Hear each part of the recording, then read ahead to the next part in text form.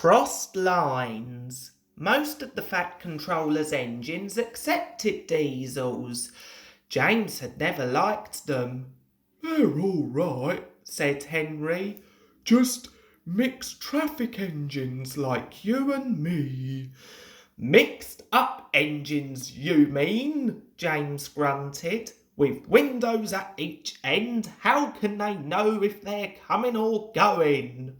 Toby has two cabs, remarked Duck, and he gets on all right. Toby's just a little engine, scoffed James. If an important engine like me didn't know which way to turn, what would the railway come to? All the engines agreed that James was becoming much too puffed up in his smoke box. "Making out he's royalty or something," grumbled Henry. "It's disgusting." I knew an engine called King James, remarked Duck. In the old days at Paddington, King James, he was, but he didn't swank a boot like that. Oh, then I'll be telling James that, pleaded Donald. It's even more of a misery he'll be making our lives. "Exactly," agreed Henry. But who's going to trim his wheels for him? The engines tried all sorts of ideas, but nothing worked. James grew so conceited that the other engines were glad when he was away. Even the coaches twittered anxiously to each other if they thought he was to pull them. One day, James came to the shed, fuming with rage.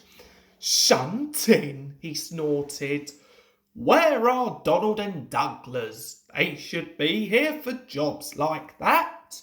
But the twins were helping on Edward's branch line, so James had to do the work himself.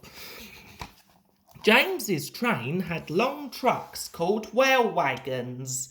These have bogey wheels at each end with a low section between them.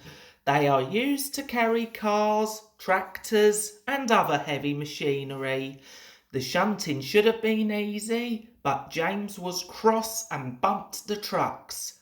"Oh, oh, oh, oh, oh," they cried. Some of them slipped their brakes on, to spite James. The weather was damp and misty too, so the shunting took a long time. At last, James had only 2 trucks to fetch before his train was ready. Because of the mist, the signalman sometimes found it hard to see what was happening.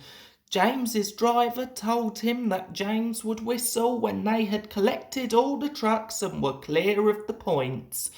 They had almost finished when James heard a sharp from another engine close by.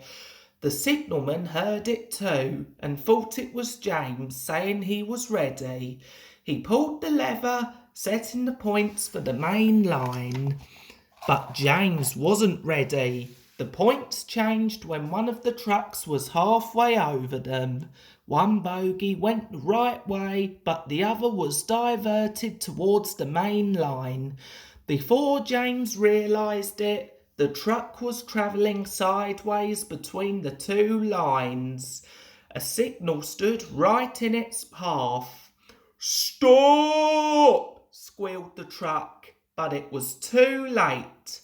The signal toppled to the ground with a crash, just missing James. "That's torn it," said James's driver. "The Fat Controller won't like this."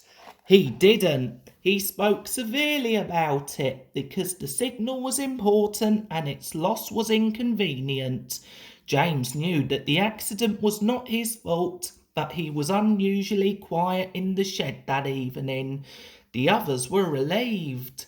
"I suppose it must be difficult to know which way to go when you've got 2 cabs," whispered a voice. "But to go 2 ways at once with only 1 cab, that really is something." James pretended he hadn't heard.